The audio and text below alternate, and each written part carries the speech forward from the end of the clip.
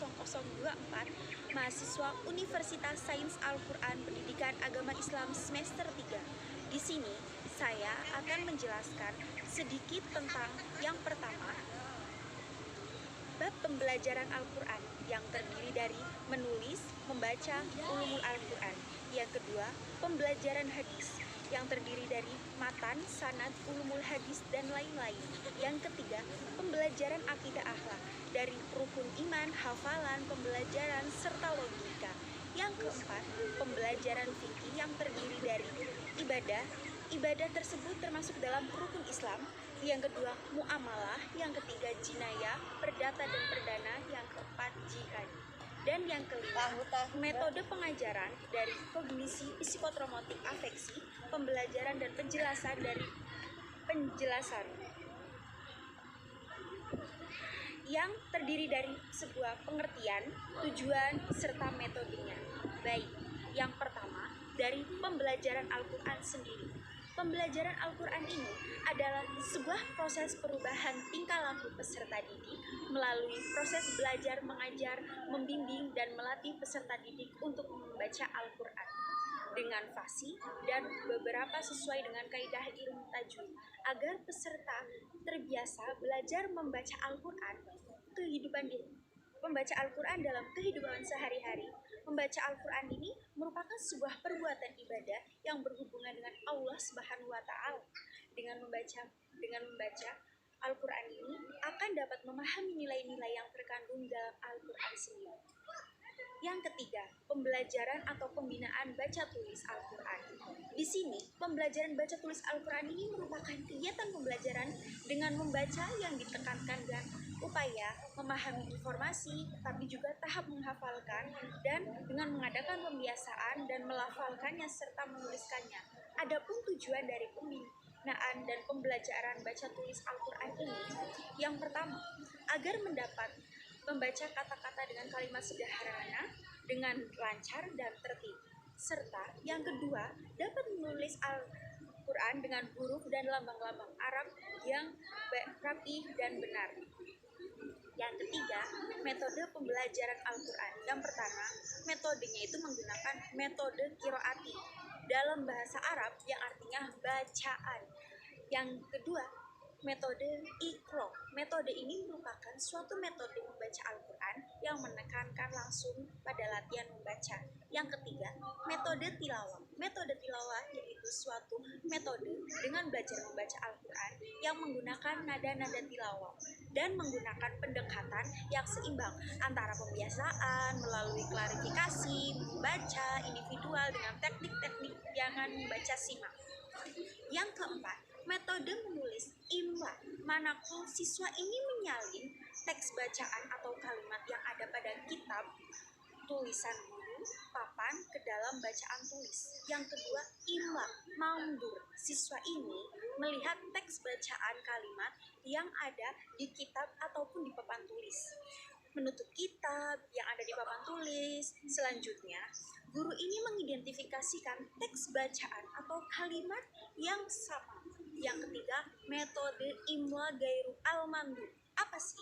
Yaitu siswa menulis teks bacaan atau kalimat yang dibacakan guru tanpa melihat terlebih dahulu. Yang keempat, imla ikhtibari adalah imla yang diberikan kepada siswa yang telah menguasai dan memahami dengan baik. Keutamaannya dalam mengajarkan Al-Quran ini untuk siswanya, yang pertama, mengikuti aktivitas belajar Al-Quran adalah merupakan aktivitas yang diberikan apresiasi luar biasa oleh Rasulullah SAW. Dalam hadis yang amat terkenal ini, Mahmud bin Waili menciptakan kepada kami, Abu Dawud menceritakan kepada kami, Syuban memberitahu kepada kami, Al-Ma'al bin Ma'sad, dan mengabarkan kepadaku, ia berkata mendengarkan Sa'ad bin Ubadillah bercerita dari Abdurrahman dan Utsman bin Affan bahwasanya Rasulullah SAW ini sebaik-baiknya kamu adalah orang yang mempelajari Al-Quran, mengajarinya. Hadis riwayat Al-Bukhari. Yang kedua, ulumul Quran. Kata ulumul Quran ini terbentuk dari jamak kata ilm yang berarti ilmu-ilmu Al-Quran dalam kalam Allah yang diturunkan kepada Nabi Muhammad SAW sebagai pedoman hidup manusia. Para ulama ini telah merumuskan beberapa definisi ulumul Quran. Di antaranya, yang pertama dari Syekh Muhammad Abdul Zalil Az-Zarqani. Menurutnya, dalam karyanya ini terdapat judul Munakil Al-Irfan fi Ulum Al-Quran. Ulumul Al-Quran ini termasuk pembahasan yang berhubungan dengan Al-Quran. Menurut Syekh Mana Al-Khotan dalam bukunya Bahas fi Ulum Quran, Al-Ulumul Quran ini adalah ilmu yang mencakup pembahasan yang berhubungan dengan Al-Quran dari segi pengetahuan, segi sebab-sebab turunnya pengumpulan dari Al-Quran, serta urutan-urutannya. Yang ketiga, ulumul Quran ini mencakup soal pengetahuan tentang ayat makiyah, madaniyah, naik mansur, muhkam, dan musabbiyah, serta hal-hal lain yang ada dalam hubungan Al-Quran. Nah, tujuannya ini, pembelajaran Al-Quran sendiri itu, murid dapat membaca Al-Quran dengan menatap, baik segi ketepatan harokat, saktah, ketepatan berhenti, mempunyai huruf-huruf dan mengerti mahrojnya dengan apresiasi maknanya. Murid-murid ini mengerti makna Al-Quran terkesat dalam jiwanya. Murid-murid mampu menumbuhkan rasa harus khusyuk dan tenang jiwanya serta takut kepada Allah Subhanahu wa Ta'ala. Yang ketiga, membiasakan murid-murid membaca pada mushaf dan memperkenalkan istilah-istilah yang menulis, baik itu wakaf, ma'ad, idgham, dan metode-metodenya ini menggunakan metode Baghdadi. Metode Baghdadi ini yaitu metode yang tersusun atau termasuk dalam tartibiyah. Yang kedua, metode qiraati. Metode qiraati itu adalah sebuah metode dalam mengajarkan membaca Al-Quran yang berorientasi kepada hasil membaca murid serta menjawab murotal dengan mempertahankan mutu pengajaran dan pengajaran melalui mekanisme sertifikasi atau syahada hanya pengajar yang diizinkan untuk mengajar qiraat. Yang ketiga, metode Iqra. Apa sih metode Iqra itu? Metode Iqra itu adalah suatu metode yang bisa dilakukan oleh guru untuk mengajarkan. Metode qiraati adalah sebuah metode yang mengajarkan membaca dan berorientasi kepada hasil bacaan murid-murid tersebut dan menjawab murotal dengan mempertahankan mutu pengajaran, mutu pelajaran melalui mekanisme sertifikasi, syahda, hanya pengajar yang bisa diizinkan untuk mengajar qiraati. Yang terus metode Iqra. Apa sih metode Iqra itu? Di sini saya akan menjelaskan tentang metode Iqra. Metode Iqra ini adalah suatu metode membaca Al-Quran yang menekankan langsung pada latihan membaca. Terus ada metode An-Nahdiyah. Metode An-Nahdiyah ini adalah salah satu metode membaca Al-Quran yang lebih ditekankan pada keteraturan bacaan dengan menggunakan ketukan. Yang keempat, metode tilawati. Apa metode tilawati ini? Metode tilawati ini termasuk metode belajar Al-Quran yang dilengkapi dengan strategi pembelajaran. Terus ada metode sorogan. Metode sorogan ini biasanya pengajian dasar yang di rumah-rumah, terus diselenggarakan di masjid, diselenggarakan di pondok juga, atau secara individual. Metode binazor, yaitu membaca dengan ayat-ayat Al-Quran yang dihafal dengan melihat mushaf Al-Quran. Terus metode talaki. Metode talaki itu sering sekali, yaitu metode menyetorkan atau menggunakan hafalan yang baru dihafal lalu disetorkan kepada guru dengan infrastruktur. Metode takrir, yaitu metode yang mengulang hafalannya atau mensimaan hafalan yang pernah dihafalkan kepada guru tahfidz. Yang bab kedua, di sini ada teori pembelajaran ilmu hadis. Ilmu hadis ini dari ulumul hadis, terdiri dari kata yaitu ilmu atau ulum dan al-hadis. Kata ulum ini terdapat dalam bahasa Arab, adalah bentuk jamak dari ilm yang berarti ilmu-ilmu. Sedangkan al-hadis di kalangan ulama, hadis ini berarti segala sesuatu yang disandarkan kepada Nabi SAW dari segi perbuatan, perkataan, takrir, atau sifat. Dan demikian, gabungan kata ulumul hadis ini mengandung pengertiannya yang terutama dari ilmu-ilmu membahas tentang berkaitan dengan hadis Nabi Muhammad SAW. Sedangkan menurut ulama ini bertentangan lain. Muqaddimiin adalah ilmu yang berbicara tentang cara persambungan hadis sampai kepada Rasulullah SAW. Dari segi hal ihwal, para perawinya, keadilan, dan bersambungnya tidaknya mata rantai sanad ini. Terus, dari ilmu hadis ini juga diartikan sebagai suatu ilmu yang dengan dapat diketahui betul tidaknya ucapan, perbuatan, keadaan, atau lainnya. Dan orang dikatakan dari Nabi Muhammad SAW dapat juga diartikan sebagai pengetahuan, mengetahui kaidah-kaidah yang menghantarkan kepada pengetahuan tentang rawi atau periwayatannya. Dan marwi yaitu materi yang diriwayatkan. Dengan kata lain, ilmu hadis adalah ilmu tentang kaidah-kaidah yang mengetahui kondisi sanad dan matan. Sanad adalah rangkaian rijal yang menghantarkan kepada matan, sedangkan matan adalah perkataan yang terletak di penghujung sanad. Perkembangan ilmu hadis ini terbagi menjadi dua cabang. Yang pertama dari ilmu hadis riwayat, ilmu hadis diroya. Metodenya ini biasanya menggunakan metode hadis ada 8 macam yang bisa dikatakan oleh seorang guru dan mengajarkan hadis. Adapun dari pertama simak merupakan metode seorang guru membaca hadis di depan muridnya agar hadis itu disampaikan dari forum dan menggunakan metode ceramah. Yang kedua, al-qira'ah ala al-syekh, yaitu seorang murid membaca hadis di depan gurunya. Al-ijazah, yaitu pemberian izin seorang guru kepada muridnya untuk meriwayatkan buku hadis tanpa membaca tersebut satu persatu.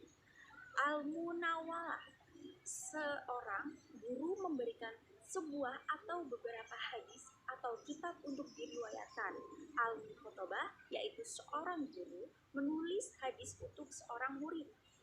Ilham al-syekh, yaitu pemberian informasi guru kepada murid bahwa hadis-hadis yang ada dalam kitab tertentu ini hasil periwayatannya dari guru si fulan tanpa menyebut izin ijazah periwayatannya si murid kepada seorang guru lainnya. Al-waliyah, yaitu seorang guru ini mewasiatkan buku hadis tersebut kepada muridnya sebelum pergi atau meninggal.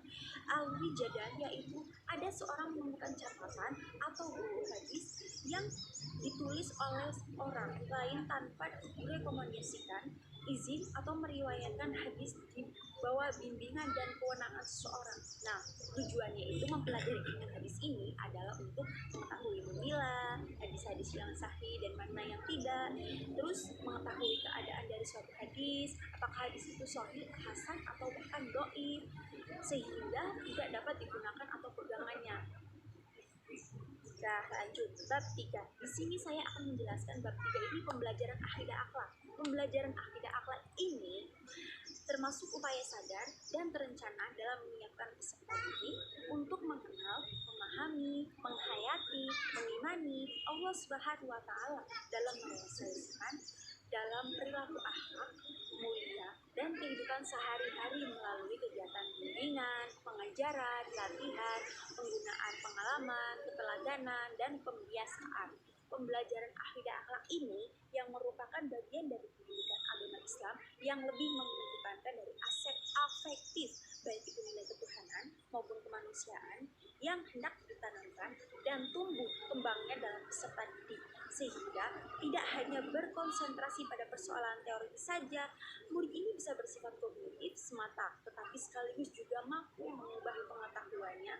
Akidah akhlak yang bersifat kognitif, yaitu menjadikan bermakna dan dapat diinternalisasikan serta diaplikasikan dalam perilaku sehari-hari. Iman adalah yang kedua, iman. Di sini saya akan menjelaskan tentang iman. Iman ini yang pertama dari membenarkan dalam hati, mengucapkan dengan lisan, mengamalkan dengan anggota badan. Iman bertambah dengan ketaatan dan berkurangnya dengan kemaksiatan. Iman ini memiliki rukun pilar atau rukun pokok. Sebagaimana pertanyaan malaikat Jibril jika kepada Rasulullah, beritahu kepadaku tentang iman. Ya Rasulullah menjawab, engkau beriman kepada Allah, kepada para malaikatnya, kitab-kitabnya, kitab rasul-rasulnya, pada hari kiamat, dan kepada takdir yang baik maupun yang buruk. Sehingga rukun iman ini ada 6, antara lain yang pertama iman kepada Allah Subhanahu wa taala, yang kedua iman kepada malaikat, yang ketiga iman kepada kitab-kitab, yang keempat iman kepada para rasul, yang kelima iman kepada hari akhir, yang keenam iman kepada qada dan qadar. Nah, tujuannya ini mempelajari ilmu iman ini dalam akidah akhlak ini, yaitu termasuk dalam bidang studi akidah yang bertujuan untuk menumbuhkan atau meningkatkan keimanan peserta didik melalui pemberian dan pembentukan pengetahuan, penghayatan, pengalaman peserta didik tentang akidah sehingga menjadi manusia muslim yang terus berkembang dan meningkatkan kualitas keimanan dan ketakwaan kepada Allah Subhanahu wa taala. Menggunakan metode apa sih pembelajaran ini? Yang pertama, metodenya ini biasanya menggunakan metode ceramah. Yang kedua, metode tanya jawab, metode cerita, metode pemberian tugas. Yang kelima, metode keteladanan. Nah, selanjutnya kita masuk dalam bab fikih. Bab fikih ini biasanya dikategorikan menjadi 5 tindakan dasar dalam Islam yang dianggap sebagai fondasi wajib bagi orang-orang yang beriman untuk ditekankan kepada pembelajaran seorang siswa. Ada suatu hadis yang secara khusus menerangkan tentang 5 rukun Islam, yaitu sabda Rasulullah SAW dibangun di atas 5 perkara: kesaksian bahwa tiada Tuhan yang berhak disembah kecuali Allah dan Muhammad adalah utusan Allah, menghadirkan sholat, menunaikan zakat, pergi haji, dan puasa di bulan Ramadan. Hadis riwayat Al-Bukhari dan Muslim mengucapkan 2 kalimat syahadat. Rukun Islam yang pertama adalah mengucapkan 2 kalimat syahadat. Wajib hukumnya bagi seorang yang ingin menjadi muslim. Asyhadu alla ilaha illallah wa asyhadu anna Muhammadar Rasulullah.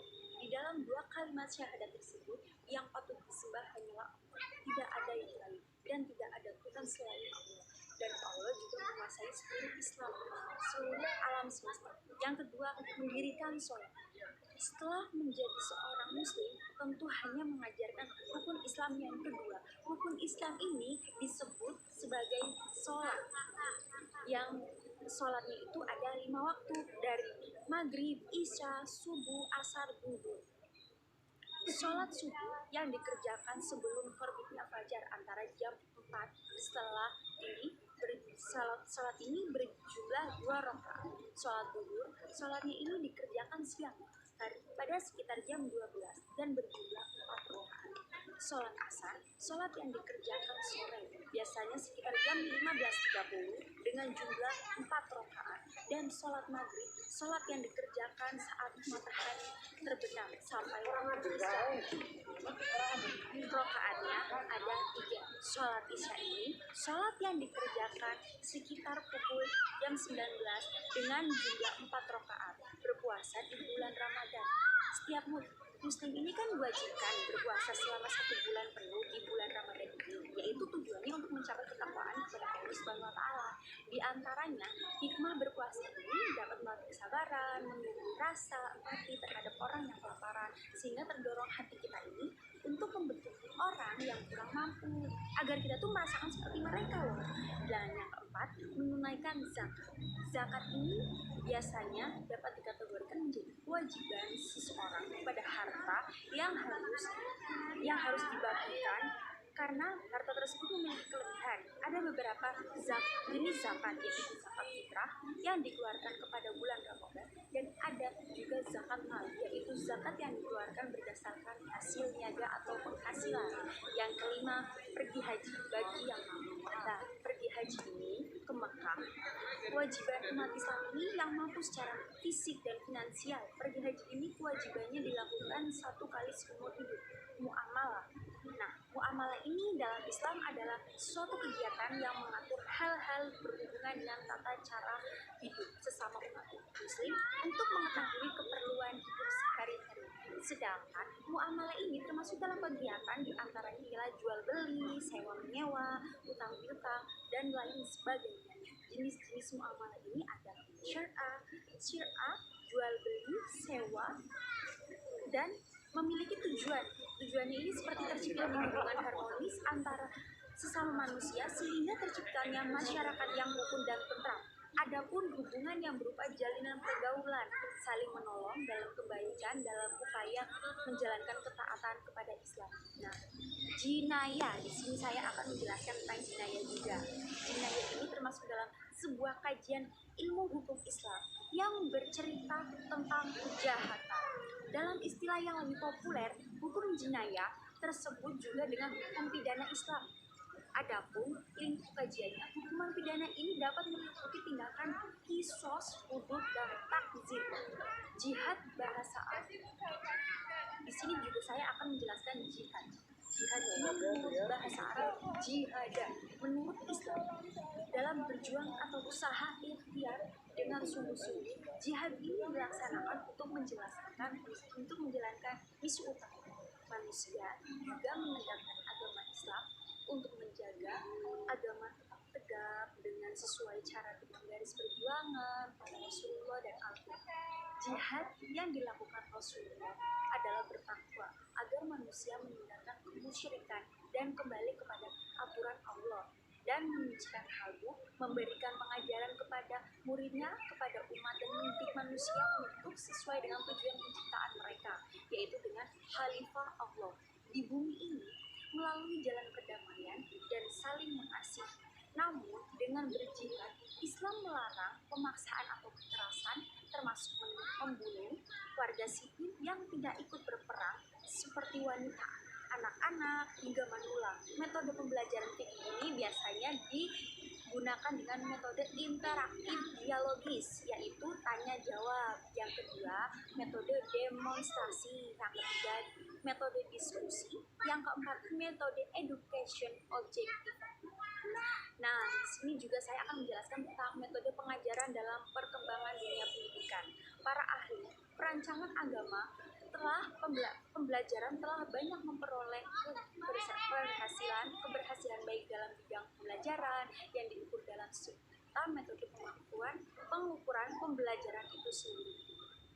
Klarifikasinya, instruktur objektiva atau objektivas secara eksplisit kegiatan aspek ini tersebut yaitu kognitif, psikomotorik, psikomotorik, dan afektif tidak dapat dipisahkan satu dengan lainnya. Penilaian aspek kognitif ini termasuk dalam kemampuan kognitif, yaitu seperti kemampuan berpikir secara hierarkis yang terdiri dari pengetahuan, aplikasi, analisis, sintesis, dan evaluasi. Aspek kognitif ini terdiri atas 6 tingkatan dengan aspek belajar yang berbeda-beda. Ke-6 tingkatan tersebut yaitu yang pertama tingkat pengetahuan atau bisa disebut dengan knowledge. Pada tahap ini menuntut siswa untuk mampu mengingat atau recall berbagai informasi yang telah diterima untuk siswanya sebelum memulai pembelajaran, misalnya fakta, rumus, terminologi, strategi, problem solving, dan lain-lain sebagainya. Kedua, tingkatan pemahaman, comprehension, yang di sini termasuk dalam pada tahapan ini pemahaman dihubungkan dengan kemampuan untuk menjelaskan pengetahuan serta informasi dan diketahui dengan kata-kata sendiri. Pada tahap ini peserta didik diharapkan menerjemahkan dan menyebutkan kembali yang telah didengarkan dengan kata lain itu sendiri. Yang ketiga, tingkat penerapan application. Penerapan merupakan kemampuan untuk menggunakan atau menerapkan informasi yang telah dipelajari di dalam situasi yang baru dan memecahkan berbagai masalah yang timbulnya dalam kehidupan sehari-hari. Lalu, tingkat analisis. Analisis ini merupakan kemampuan mengidentifikasi penilaian aspek psikomotor. Nah, psikomotor ini adalah apa sih yang dimaksud dengan psikomotor? Jadi, aspek psikomotor ini biasanya ajar yang lebih berorientasi pada gerakan menekankan dan pada reaksi fisik. Sedangkan menurut Major THT berpendapat bahwa mata ajar ini termasuk dalam kelompok mata ajar psikomor adalah mata ajar yang mencakup pada kegiatan keahlian seorang dalam suatu tugas atau kumpulan tugas tertentu. Misalnya, dalam tugas tertentu itu murid-murid dapat bekerja kelompok. Nah, terus ada ranah afektif. Ranah afektif ini biasanya menunjukkan keberhasilan seseorang. Artinya, ranah efektif sangat menentukan keberhasilan seorang peserta didik untuk mencapai ketuntasan dalam sebuah pembelajaran.